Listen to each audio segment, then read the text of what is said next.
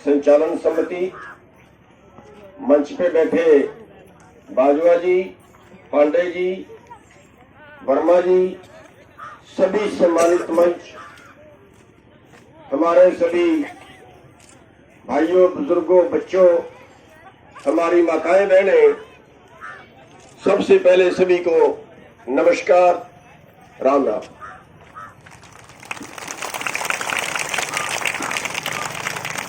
हमारी लड़ाई क्या है? हमारी लड़ाई है कि एक तल पर तार है सोने के, एक तल पर तार है सोने के, और एक तल पर सूत के तार नहीं। ऐ मोदी की सरकार, तेरा ये न्याय हमें स्वीकार नहीं।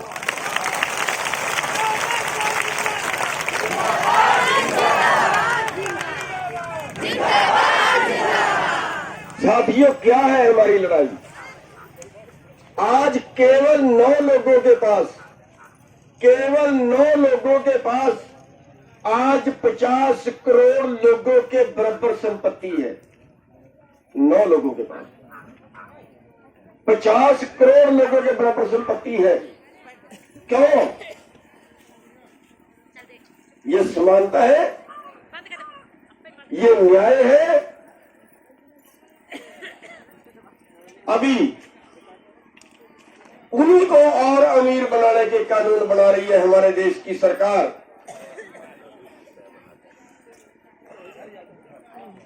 थोड़े थोड़े कर्जे में 50,000 का कर्जा। यूपी में मैंने एक दीवार पे लिखा देखा, सोसाइटी की दीवार पे, कि ये किसान हमारे सोसाइटी का 15,000 का कर्जदार है। 15,000 में किसान की इज्जत नीलाम कर दी। और हमने आरटीआई लगा के पूछा कि 500 करोड़ से ज्यादा के कितने लोग डिफॉल्टर हैं।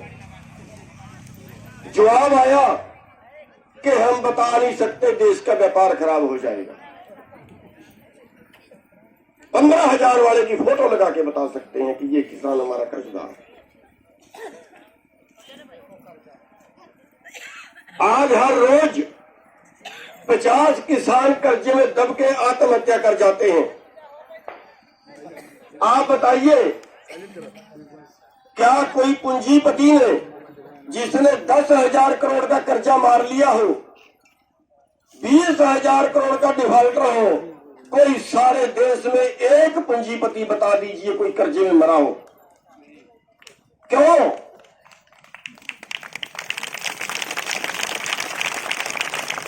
सारे देश के किसानों में पता कितना कर्जा है जो खेती के लिए लिया है? करीब 8 लाख करोड़, 7.5-8 लाख करोड़ टोटल कर्जा। और पूंजीपतियों का पता है कितना माफ कर दिया? जितना सारे देश के किसानों में कर्जा है उससे 2 गुना तो उनका माफ कर दिया, छोड़ दिया। 15 लाख करोड़।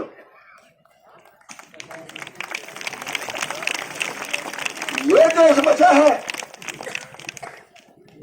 ये देश की व्यवस्था है। सत्ता से पैसे से सत्ता, सत्ता से पैसा, फिर पैसे से सत्ता, और फिर सत्ता से पैसा। कब तक चलेगा? अरे हम तो जिंदा रहने की बात करते हैं, हमारी लड़ाई तो केवल जिंदा रहने की है। बताइए, ये लोग जितने बैठे हैं, इनकी वेशभूषा देख रहे हैं, इनका रहन सहन देख रहे हैं, यहाँ के इलाके की हालात देख रहे हैं। अगर किसी को 20 लाख 30 लाख का इलाज कराना पड़ जाए, करा सकते हैं क्या? तो ये देश इन पूंजीपतियों के बाप का नहीं है, इन नेताओं के बाप का नहीं है। एक नेता अगर बीमार हो जाए, उसका बेटा बीमार हो जाए, अमेरिका में जाके इलाज कराए, 10 करोड़ का इलाज हो तो सरकार के खाते से जाते हैं।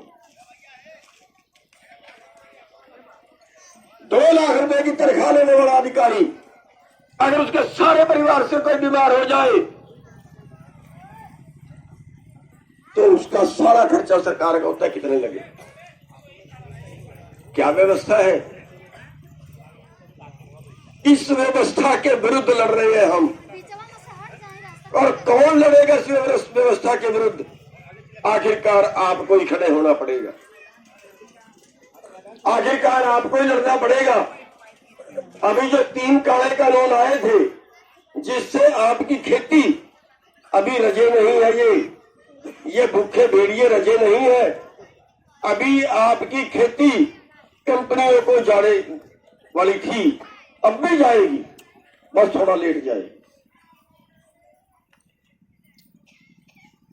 कंपनियों को सारी खेती देने के लिए, सारा खेती का कारोबार देने के लिए 3 कानून बनाए थे। 750 लाशें गई है किसानों की, 750 लाशें गई है उस आंदोलन में। ये सरकार है, ये इंसाफ है हमारे साथ। साथियों, कब तक बर्दाश्त करोगे? अरे हम तो जिंदा रहने की बात करते हैं, अमीर तो हम बन ही नहीं सकते। हमारे पास जो है वो भी छीन रहे हैं। बस ये टुकड़ा जमीन का है, ये छोटा सा मकान है, झोपड़ी है कईयों के पास, तो उसमें हम टाइम काट रहे हैं, केवल सांसें ले रहे हैं,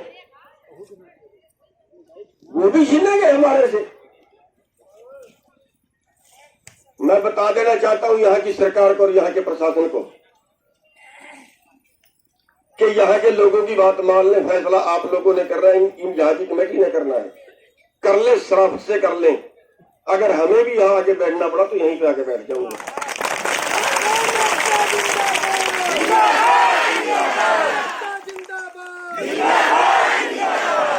और लाश भी जाएगी तो जाए, हम आंदोलन हारना नहीं सीखे, मौके पे मर सकते हैं।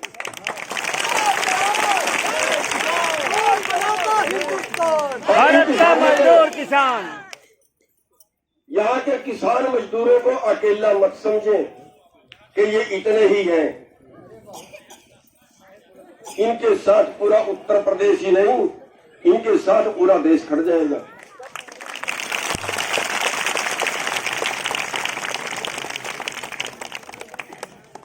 लेकिन साथियों, कुर्बानियां देने के बिना कभी जुल्म नहीं रुका, कभी नहीं रुका। अगर कुर्बानियां देने के बिना जुल्म रुकता तो फिर गुरु तेग बहादुर जी को दिल्ली में जाकर सिर कटवाने की जरूरत नहीं थी।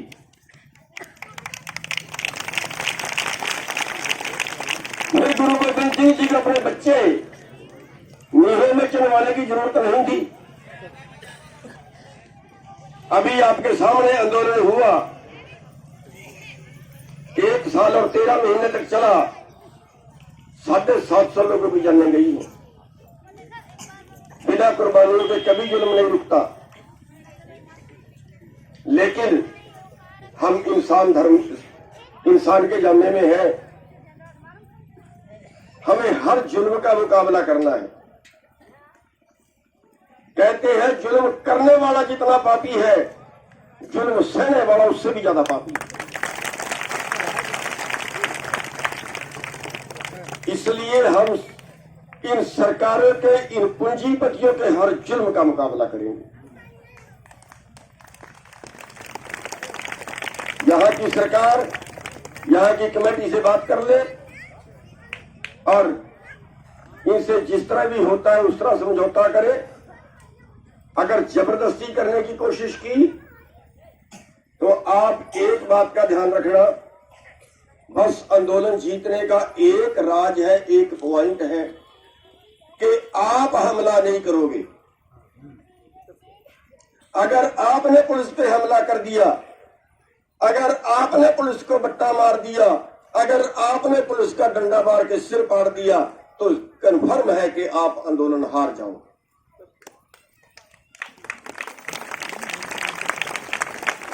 हाँ, पुलिस लठ मारती है, हम खड़ के खाएंगे, हम लेट के खाएंगे और देखेंगे कि जोर कितना बाजुए कातिल में। और जब पुलिस आपको निहत्थों को लठ मारेगी, आगे खड़े को आगे लेटे को लठ मारेगी, हमारी माताओं बहनों के सिर पाड़ेगी और उसकी वीडियो जब वायरल होगी देश के अंदर, फिर आपको लोगों को बुलाने की जरूरत नहीं पड़ेगी, मेरे जैसे तो आप ही आएंगे। लेकिन पहली कुर्बानी आपको देनी पड़ेगी। क्या तैयार हो आप कुर्बानी देने के लिए? देखिए, जब आप कुर्बानी देने के लिए तैयार होगे ना, तो किसी सरकार की और किसी प्रशासन की कुछ हिम्मत नहीं है। दूसरी बात मैं ये कहना चाहूंगा कि सरकारों से लड़ना कुछ बात नहीं है, बहुत आसान है। सरकारों से लड़ना तो चुटकियों का काम है। बस आपके अंदर एकता बनी रहनी चाहिए, हमारे में जयचंद पैदा ना हो जो सरकार के साथ मिल जाए। अगर हमारे में कोई जयचंद पैदा ना हुआ, सरकार का पिट्ठू भाई पैदा ना हुआ, तो फिर आंदोलन हारने का सवाल ही पैदा नहीं। देखिए, एक राजा पे दूसरे राजा ने चढ़ाई कर दी। उस राजा ने अपने कुल देवता को मनाना चाहा कि हमें जीत का आशीर्वाद दो। उस कुल देवता ने कहा कि मेरे को एक बलि चाहिए, एक बलि चाहिए। अगर आप एक बलि दे दोगे मैं तो जीत का आशीर्वाद दूंगा।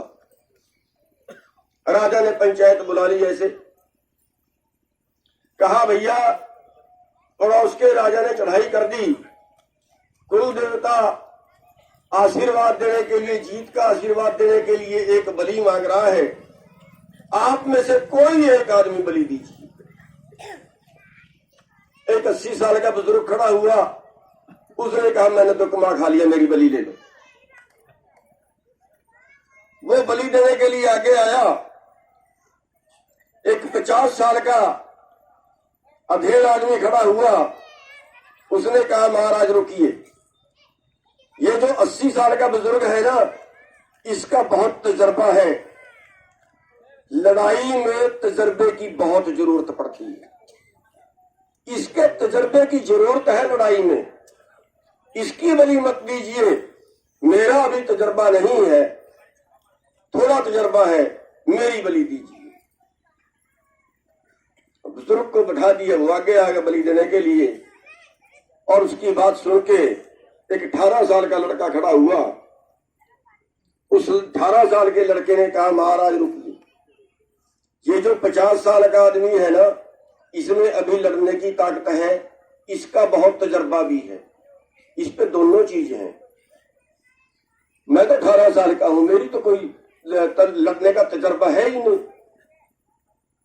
तजर्बे की भी जरूरत है, बल की भी जरूरत है। इस 50 साल के आदमी के पास तो दोनों चीज हैं, आप मेरी बलि लीजिए। अब वो आदमी बलि देने के लिए आ गया है। कुल देवता खुश हुआ और कुल देवता ने कहा जहां का बुजुर्ग भी, जहां का अधेड़ भी, जहां का बच्चा भी बलिदान देने के लिए तैयार हो, वो राज्य एक तो क्या, वो सारी उम्र में कभी लड़ाई नहीं हारती। तो साथियों, मैं देख रहा हूं जहां हमारी बहनें, हमारी बच्चियां, हमारे बुजुर्ग, हमारे भाई, हमारे बच्चे जहां सिर की बाजी लगा के लड़ने के लिए तैयार हैं, सरकार को समझ लेना चाहिए, टाइम से वापस हो जाए।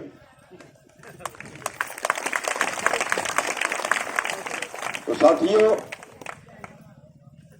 माफी चाहूंगा, मैं यहाँ तो काफी देर पहले गया था, माफी चाहूंगा, मेरे को वापस जाना है और 6 बजे का मैंने लखनऊ में एक प्रोग्राम दिया हुआ है, तो इसलिए थोड़ा पहले बोला हूं, आपसे माफी चाहूंगा। लेकिन जब भी हमारी जरूरत होगी, कभी भी आप बुलाओगे, जब भी जरूरत होगी, हम आपके बीच हाजिर रहेंगे।